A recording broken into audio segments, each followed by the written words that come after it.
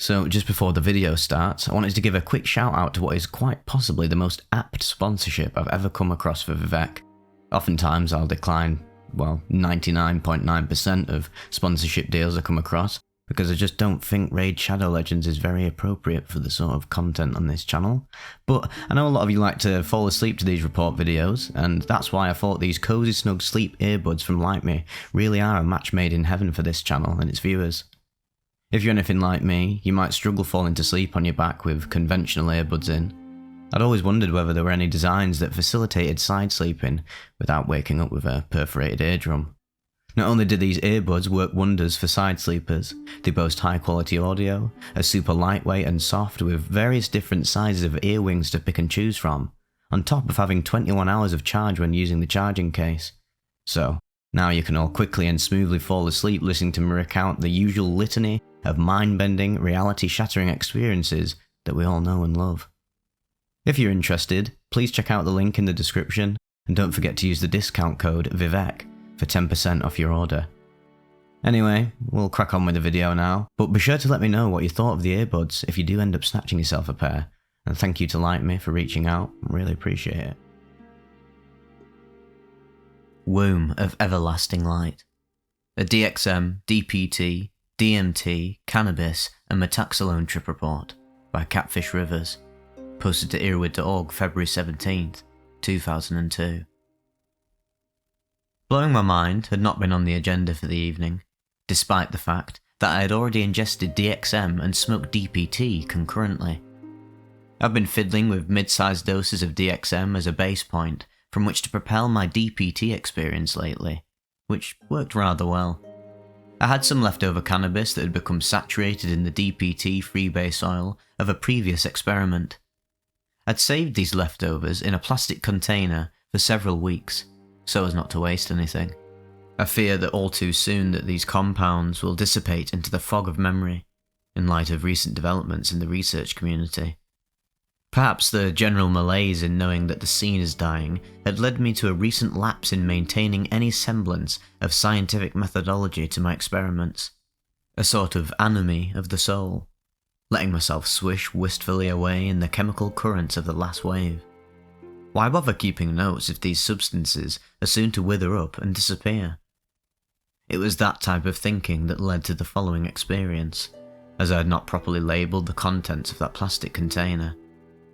But I'm jumping too far ahead of myself here. 9:42 PM. Approximately 450 milligrams of DXM was swallowed in a gel cap with Diet Pepsi. I had taken 2 muscle relaxers, Scalaxin 400 milligrams, earlier in the day, which was 5.5 hours prior to the DXM. That was prescribed by my doctor for muscle spasms in my back. I'm not sure if they influenced the experience or not, but they were in my system nonetheless. I'm planning on smoking some DPT freebase oil once the DXM kicks in.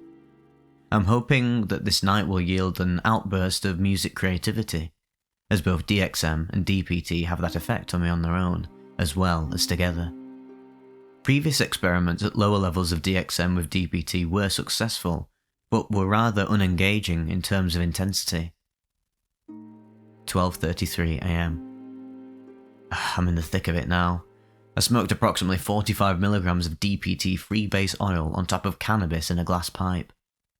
My mood was a bit off prior to smoking the DPT. I felt somewhat removed and also slightly depressed as well. I attributed this emotion to the dissociative aspect of the DXM. Without cannabis, DXM usually puts me in a somewhat depressed mood at the mid-2p dosage levels. After smoking the DPT though, my day-to-day sense of mood was instantaneously erased as a topic of thought in my concept of reality. I laid on the couch and listened to some Sound Tribe Sector 9 in the dark and felt myself levitating above the couch. My eyes were closed and I had the distinct sensation of entering into another place, as if passing through a dividing membrane of sorts. The state of mind I was in was quite comparable to that of a mid-level ketamine experience. the only difference being that my head did not feel awash in warm mind juice. Surprisingly, I actually felt rather lucid. I had a strong sense that my thoughts were directly connected to my environment, to what I perceived. I would stare at the walls and strange geometric chords would branch out towards me, slowly groping towards my third eye area and connecting to the locus of my thoughts. The whole scenario reminded me of an aeroplane refueling in midair, how the refueling hose is manoeuvred to connect the two planes. This was a very reassuring and much needed confirmation of a general belief that a tangible connection between the self and the world exists. Music sounds quite nice at this point as well. There is a wonderful and powerful combination going on. 2:45 AM. I decided to smoke cannabis that had been soaked in DPT freebase left over from a previous experiment. I did not know the exact quantity used during the last experiment, but I figured that whatever I was going to smoke now, it was roughly half as much as what I attempted last time. So, I assumed I was within the realms of caution. It turned out to be foolish of me to be so flippant in my consumption of drugs, as I took a large hit and held it for 20 seconds or so. I held the smoke in, and I began to realise that this weed had also had a decent amount of DMT left in it as well. The sensation of DMT was easily discernible from the other experiences. Everything had a much more intense flavour than DPT plus DXM alone. I'd not labelled the contents of the plastic container, and I completely forgot that I had used both DMT and DPT in that experiment. I could easily have landed myself in some trouble here, but something was watching out for me, as I was able to keep my cool and maintain a steady heart rate and breathing rate without any detectable levels of anxiety. Usually if my heart beats faster than normal, I automatically grow anxious and concerned. This time, perhaps due to the dissociative qualities of the DXM, I was removed from my fears. I was unable, however, to remain standing for long after I exhaled. I was flat on my back on the couch within 45 seconds. I did so with a sense of urgency, as I thought I might black out. My visual field seems to be hypercharged. Everything beams with twice the clarity of my sober vision. I feel everything emitting a sense of importance or meaning. I formed visions of myself as an apple floating in the middle of a still lake under a starless midnight sky. This all filled my mind. I'm having no thoughts outside of this image, in fact. It is a rather splendid and engrossing thought. I feel myself almost sinking and growing warmer. Note, the temperature in the room of the experience is quite cold in an unheated basement in the winter.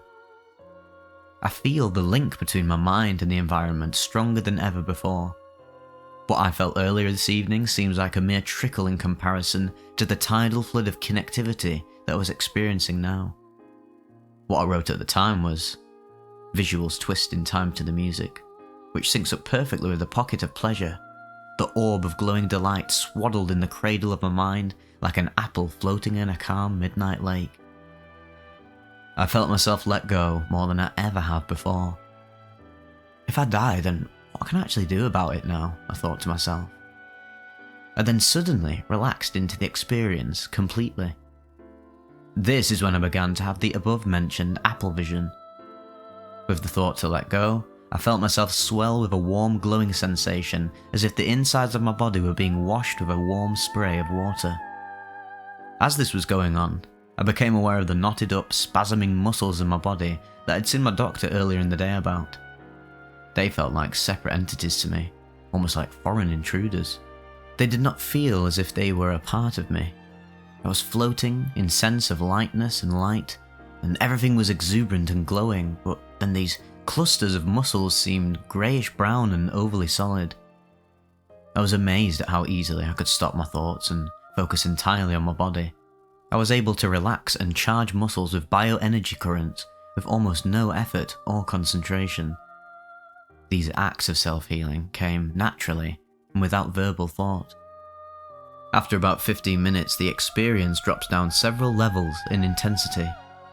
That was the most intense psychedelic experience I have ever had, far surpassing a particularly mind-blowing Salvia 10X experience that I'd had a couple of years back, which is also posted here to EARBUDS.